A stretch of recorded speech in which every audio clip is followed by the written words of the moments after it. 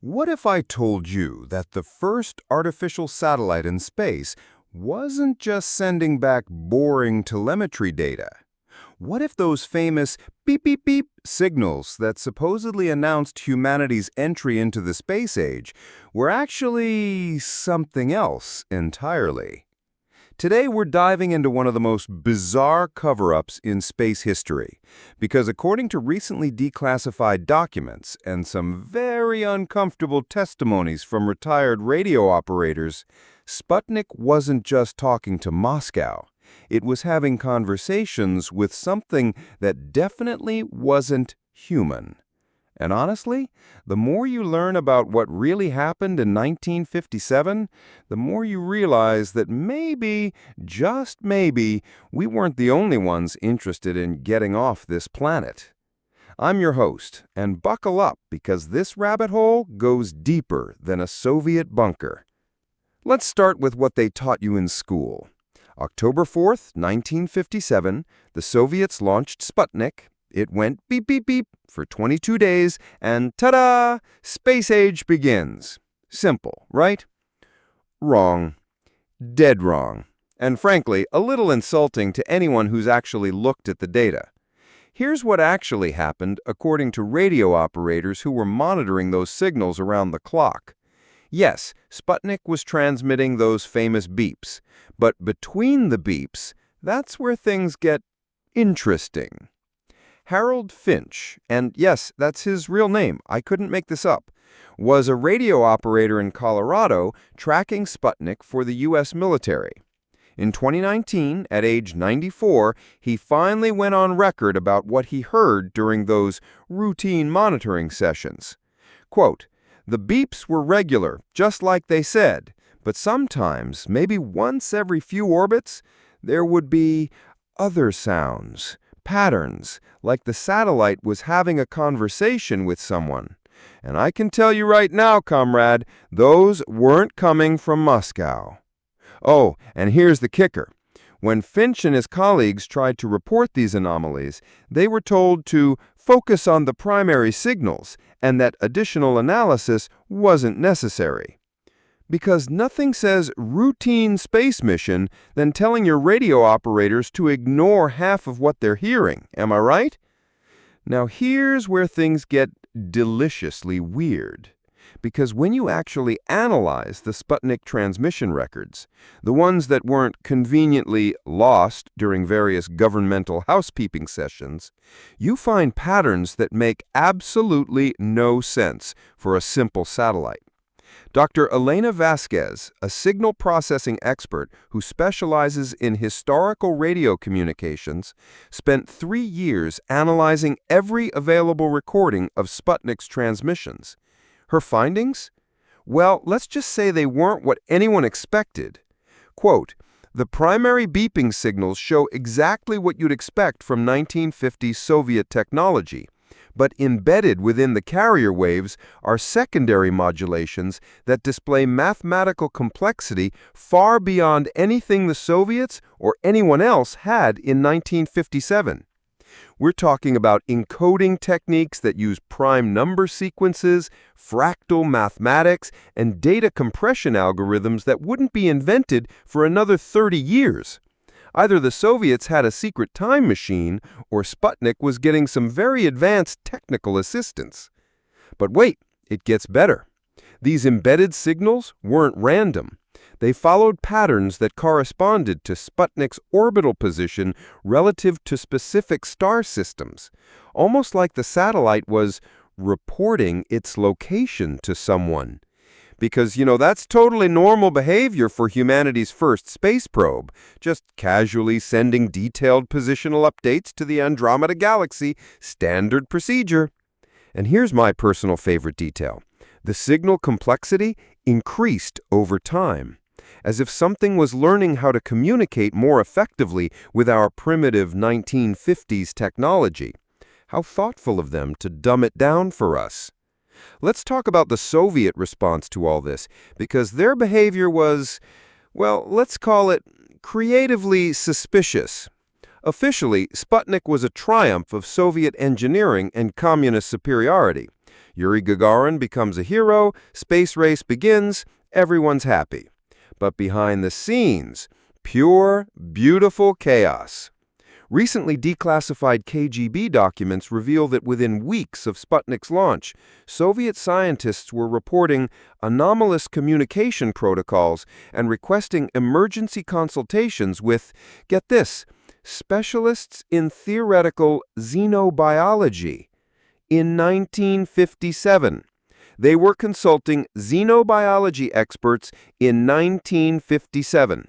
You know, that field of science that totally existed back then and definitely wasn't just, what if aliens, but with science words? But my absolute favorite part of this story is what happened to the original Sputnik engineering team. Within 2 years of the mission, most of the key personnel had been reassigned to classified projects or had taken extended research sabbaticals in very remote locations. Dmitry Kozlov, the lead communications engineer, spent the next decade in a Siberian research facility studying atmospheric phenomena.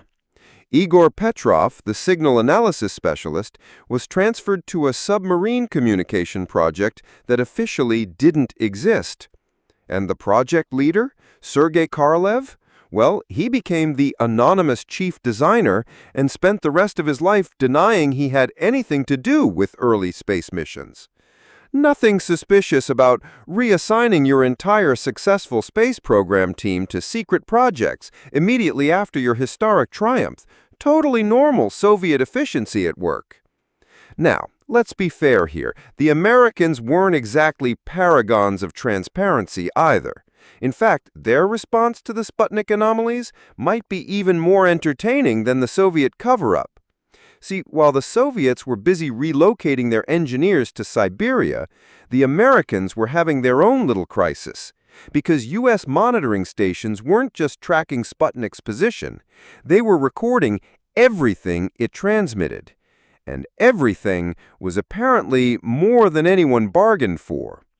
Project Moonwatch, the civilian satellite tracking program, collected thousands of hours of Sputnik recordings from amateur radio operators across the country.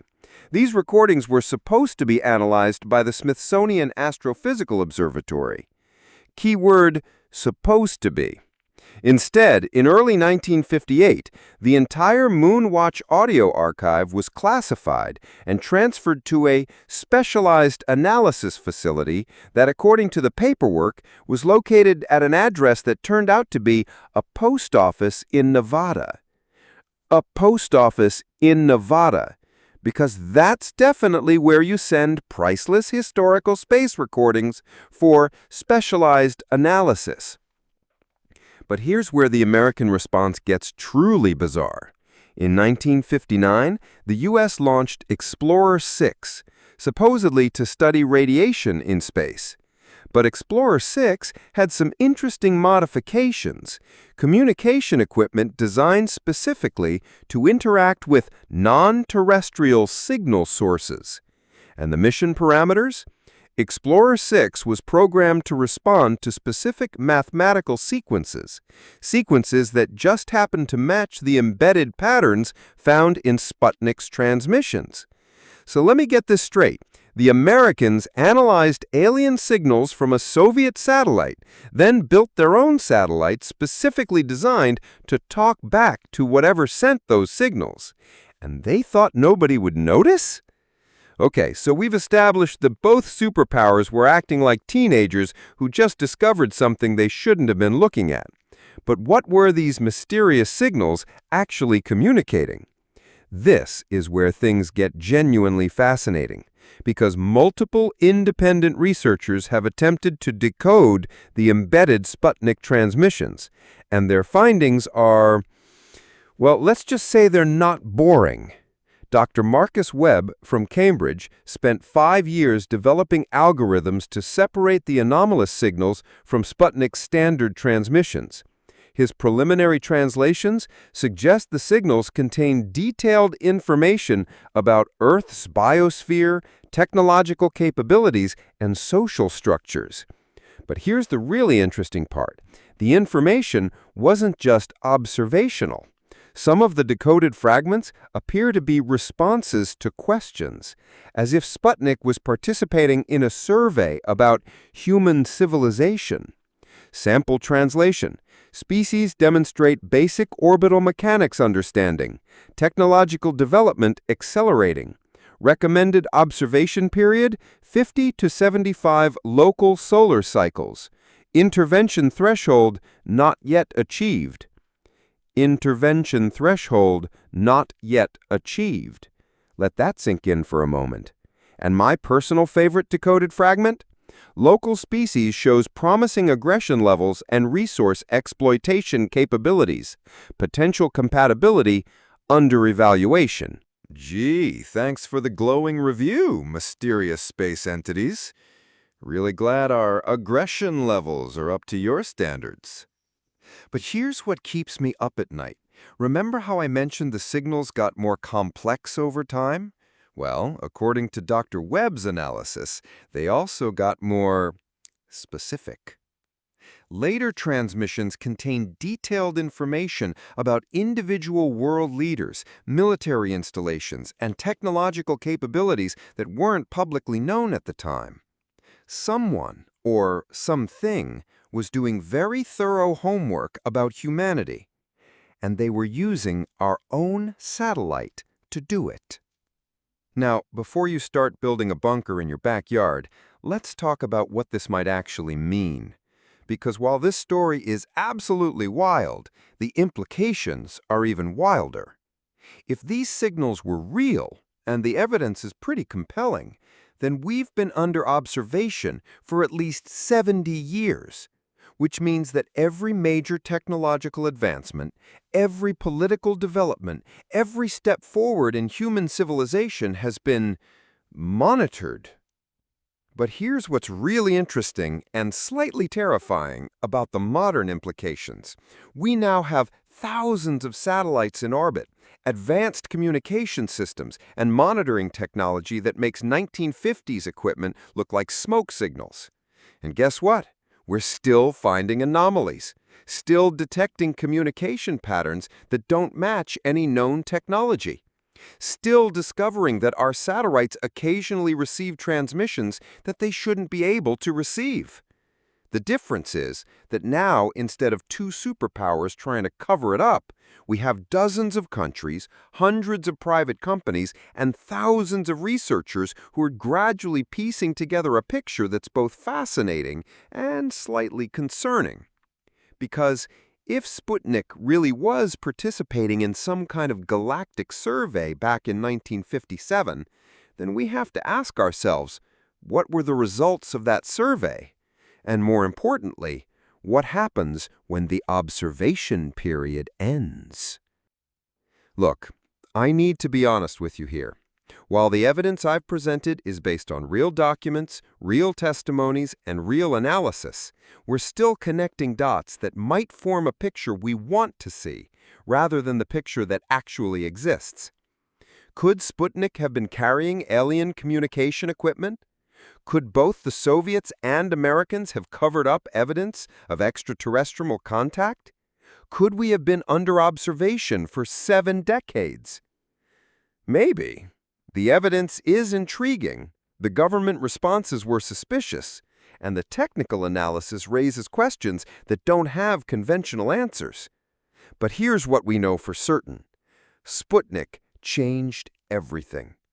It marked the beginning of humanity's expansion into space, our first tentative steps toward becoming a spacefaring civilization. Whether those steps were guided, observed, or simply noticed by others, well, that's a question we might not be ready to answer yet.